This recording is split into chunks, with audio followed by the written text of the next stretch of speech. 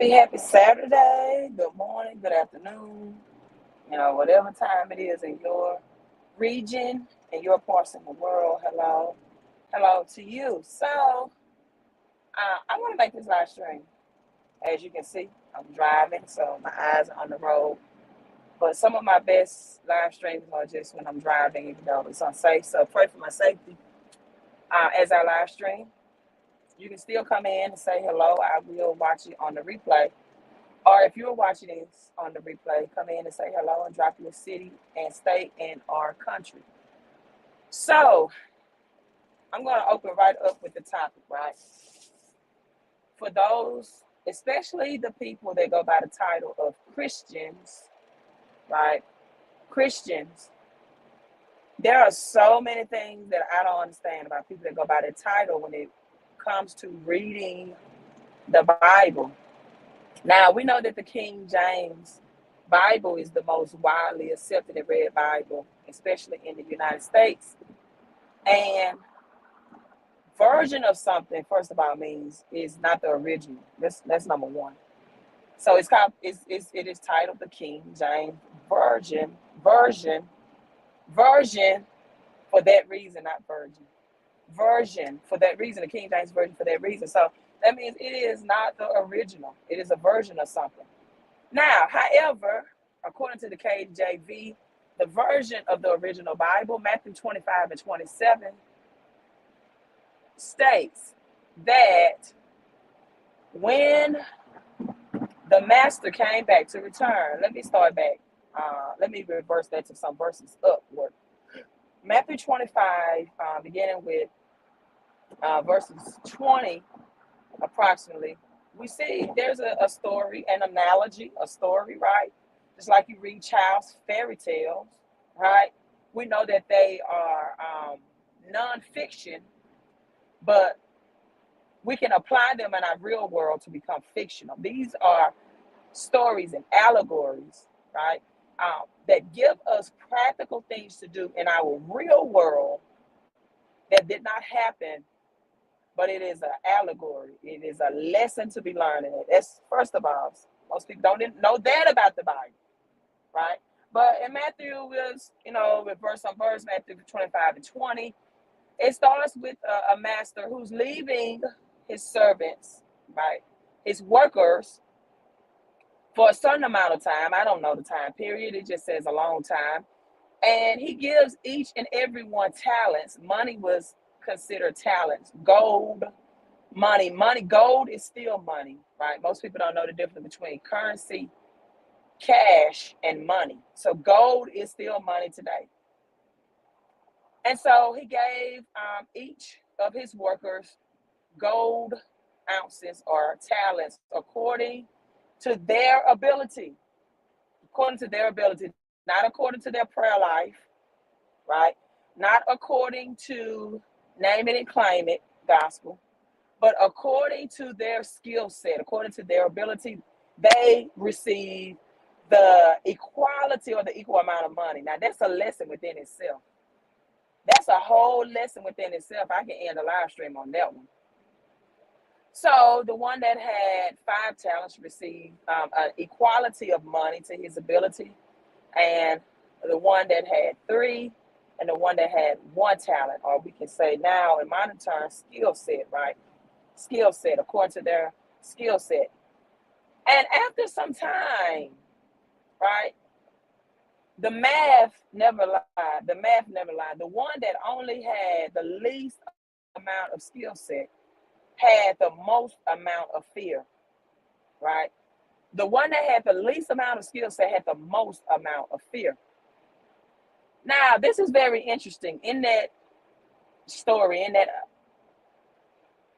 text, it tells that the one that had the most talent, it leaves you clues, right? Successfully clues.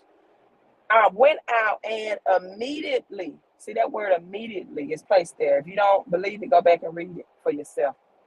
Immediately traded his talent and multiplied it, right? God is a God of multiplication, not addition, not adding, not even subtraction, right? Multiplying.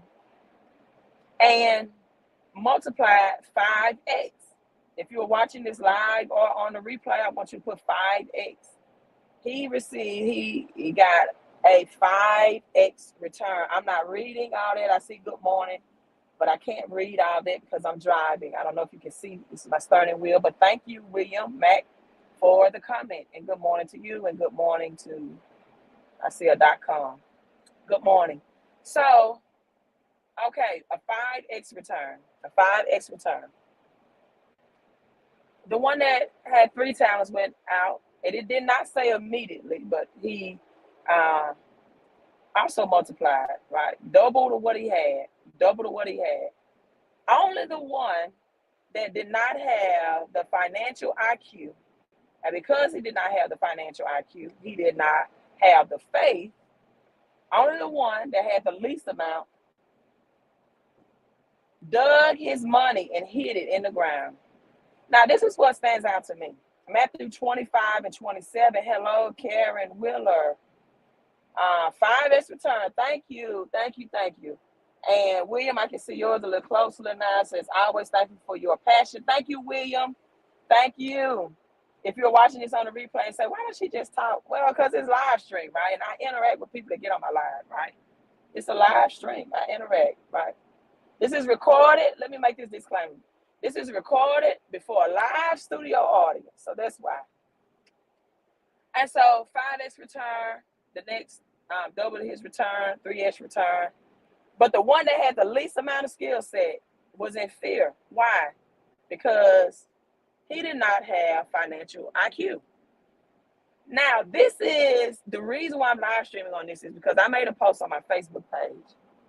And the post said that people who are more focused, keyword here is more, people that are more focused on, excuse my hair, paying off debt are the least likely to grow their money and invest, right?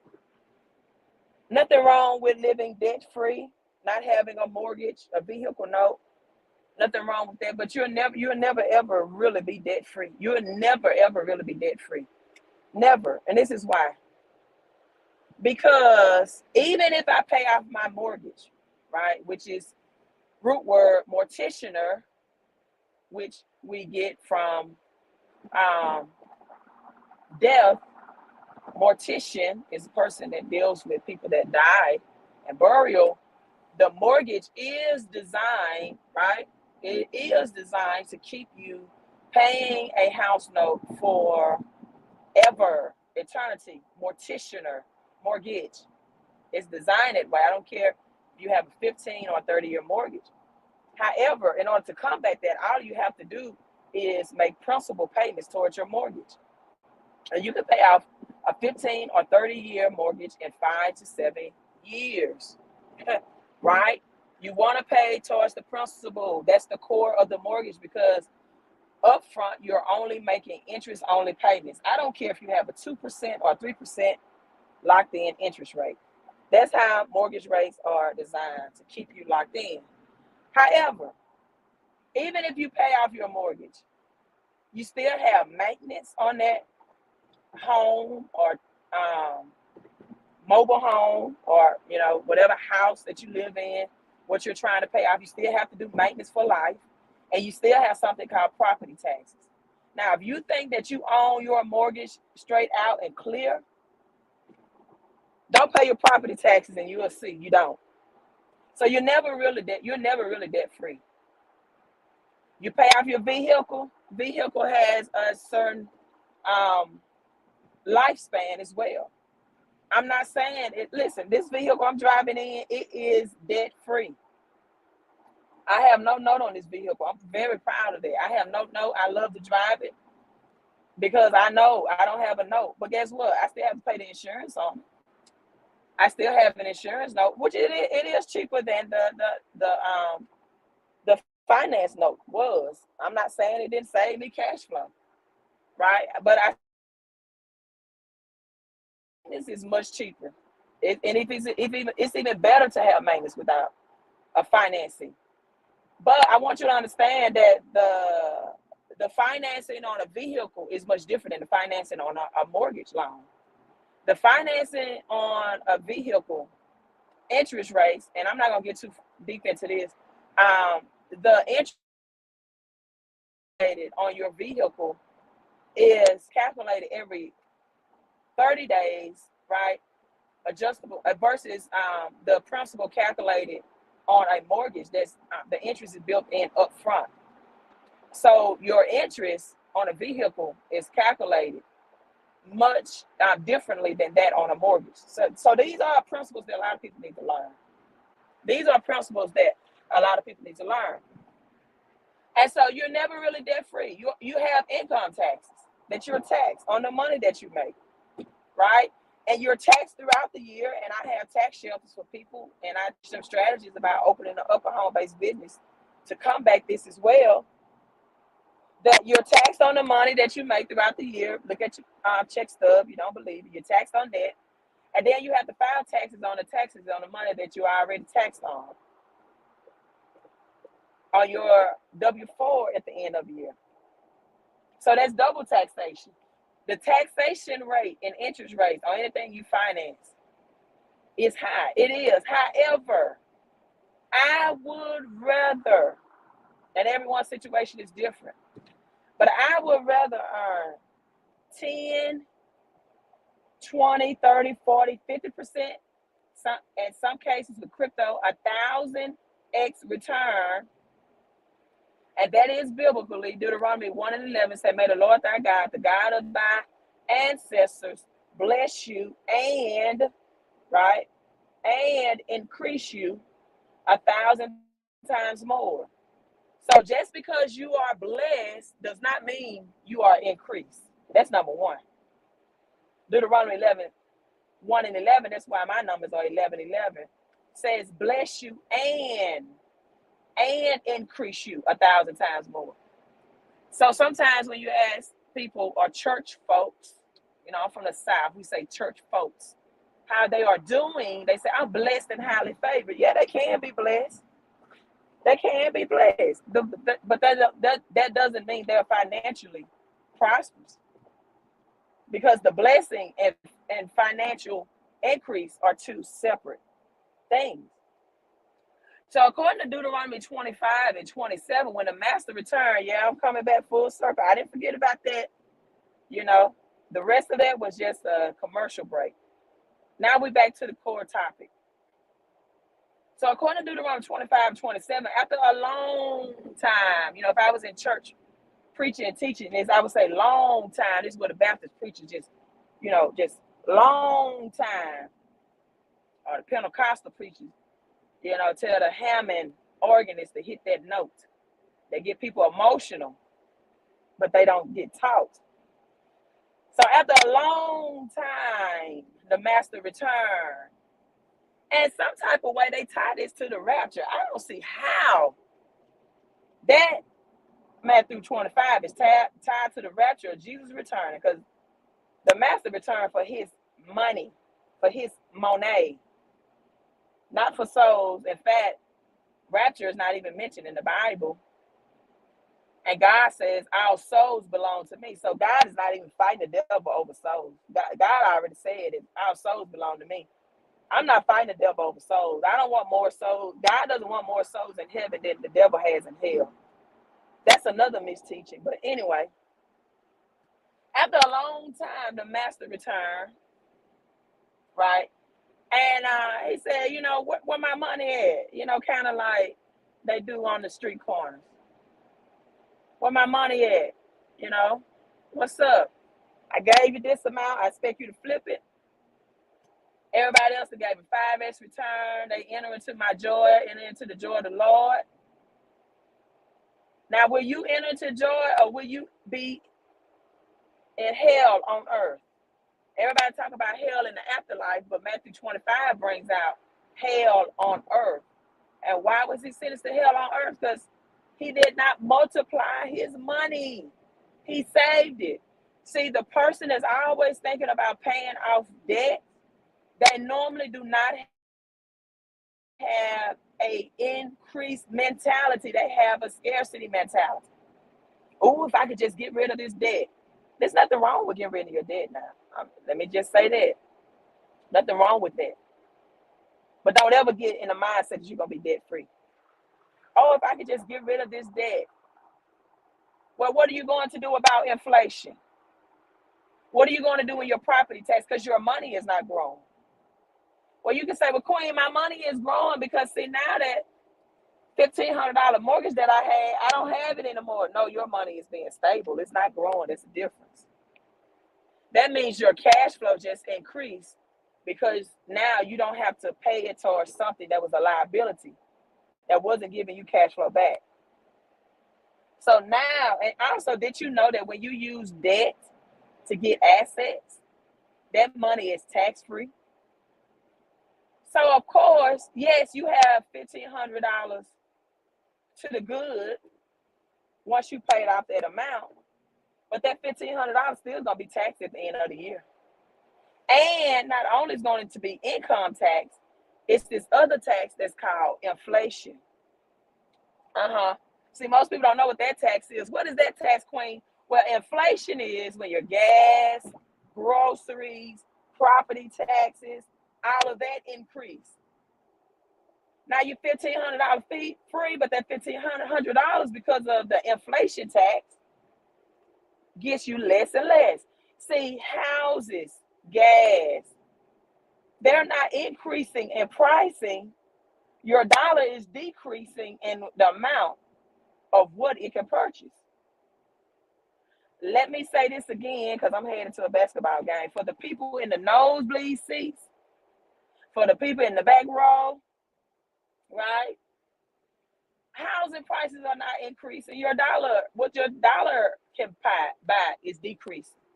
Gas prices are not increasing. What your dollar can buy is decreasing. Food prices are not increasing. What your dollar can buy, the amount of food is decreasing. Why? Well, it happened since 1971, right? When President Nixon removed the dollar off the gold standard, since 1971, the dollar has lost 98% of its purchasing power. And now with BRIC nations saying, we don't want the United States dollar either. We're going to dump it because it's worthless, because it is not backed by real money like it used to be up to 1971, which was gold.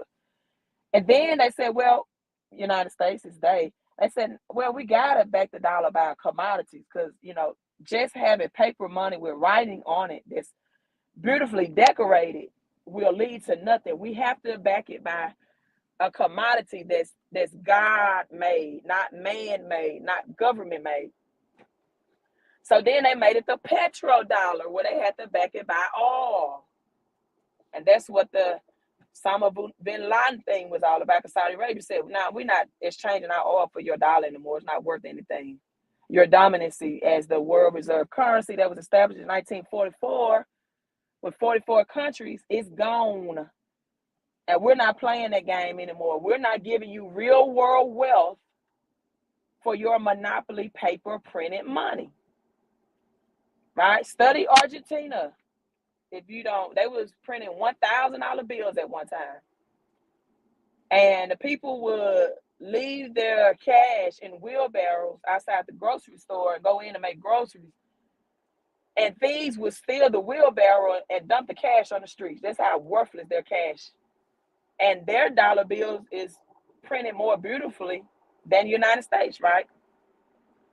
So in the fall of next year, 2024, we're going to see the central bank's digital currency for those people who are not growing and converting their cash into this new world economic system of crypto. Yesterday, Bitcoin hit above $38,000, for example. Ethereum is above $2,000.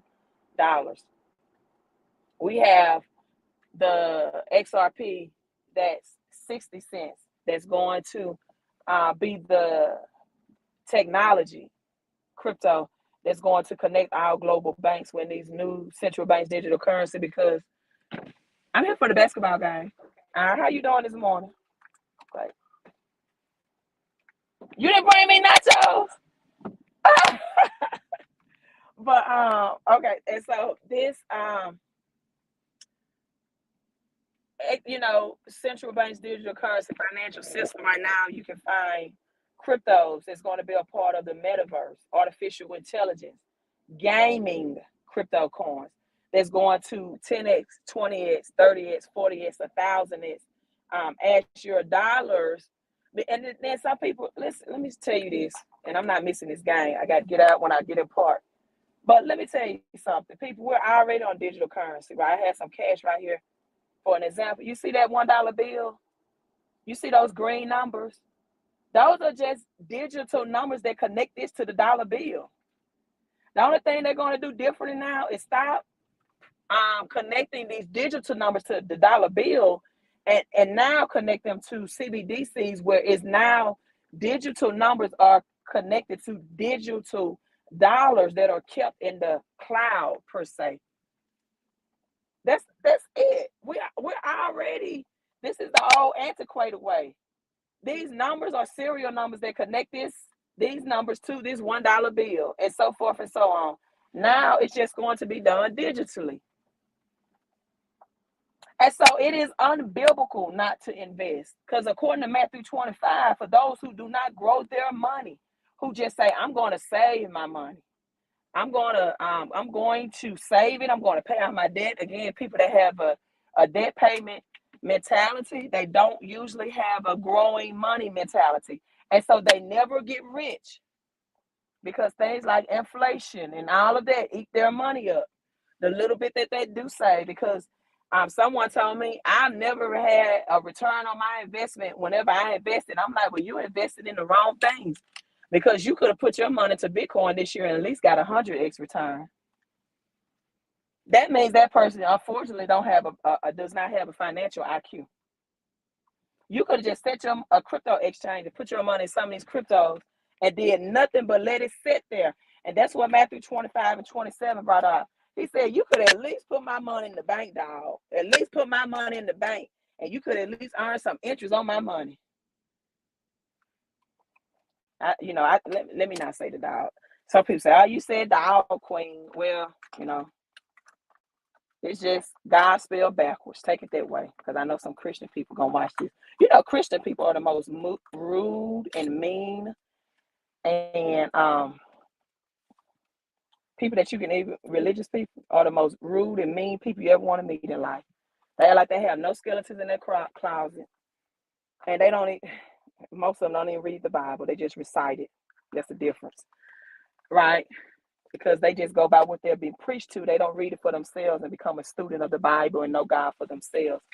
Another thing, and I'm logging off because I don't want to miss this game, and I'm going to do a whole separate live stream on this. I don't understand how people can read Genesis 2 and 3 and talk about the forbidden fruit and then just skip right over the part where it says, after Adam and Eve ate the forbidden fruit, it says now that they are like us. They are gods. Why don't that part get preached? That they are now gods after they ate the forbidden fruit. And John 10 and 34 says, isn't it written in my law that you are gods? Why don't that part in Genesis 3 get talked about more in churches? It says now they are like gods. They're like us. They know both good and evil. See, we are taught so much about the wrongful action of eating the forbidden fruit that we don't talk about the byproduct of the conclusion of what happened after that fruit was eaten and Adam and Eve became gods, little g. So he came back, said, man, you could at least earn some interest on my money. And because you did not do that, you are cast into hell, where there's weeping and gnashing of teeth. And the man did not die. He didn't say you're sentenced to die. No. He had hell on earth. Just like in Genesis 2 and 3, where God told Eve and Adam, some more of your consequences is going to be, women, when you give birth, you're going to be in pain. And Adam, you're going to do this. And, of course, there was some repercussions as well. But everybody talks about hell in the afterlife, but they don't talk about the hell in this life that you get sentenced to when you don't grow your money. I'm not talking about saving. See, the man that buried his money in the ground, he saved money. but he did not bear interest on it. And so not growing your money, you all, is unbiblically. If you don't agree with me, drop some scriptures down there and prove me wrong. I know some people are going to do it anyway because they religious and self-righteous. They think God is going to come back and just drop money and save them when times get hard financially. Listen, out of all the famous in the Bible, I never seen anyone that God say, during the famous in the Bible, like Joseph, he sold to the Egyptians. He did not give them anything. In fact, also fact check me on this. In the Bible, anytime money was multiplied, it had to be put in the marketplace. In the parables, when the man found a land, he went out and sold the land he had and bought that precious land, right? When they found a precious pearl in the Bible. Anytime money was multiplied, it had to be given to the marketplace. Now we talk about seed time, harvest time, sowing seed, reaping the harvest. No, anytime food was multiplied in the Bible, it had to be given to man, not money. See, Elijah, right? When the woman, and she was about to bake her last cake and die, he said, no, give me a piece of that bread first. When Jesus took the 2 fish, 5 loaves of bread and multiplied it to feed the people, the multitude, to feed the 5,000, man had to be given food to multiply. I never seen anywhere in the Bible where man was given money to multiply money. The only thing man was given to multiply was food, but yet people have been taught to sow money and reap a harvest. That's not biblical. Now, I've never seen anyone poor by giving, right? But I've never seen anyone rich by giving either. I've only seen people get rich by investing. Let me say that again for the people in the nosebleed seats. I never seen anyone become poor by giving, but I never seen anyone rich by giving either. Hey, I'm signing out. You can take advantage of this great wealth transfer now if you want to. If you don't, it doesn't matter to me. I've been teaching this since 2018. Do what you want to do. Find out more information about it. Go to Millie Moves, MILLIMOVES.com, where you can save your money for being highly taxed from income taxes. You can learn more about crypto investing. And you can order my books, Crypto Chris and 111 Millionaire Notes. Just help you save your money and grow your money, both, and pay off debts, right? All at the same time. Y'all have a great day. Queen out. Subscribe to this YouTube channel. Make sure you are subscribed.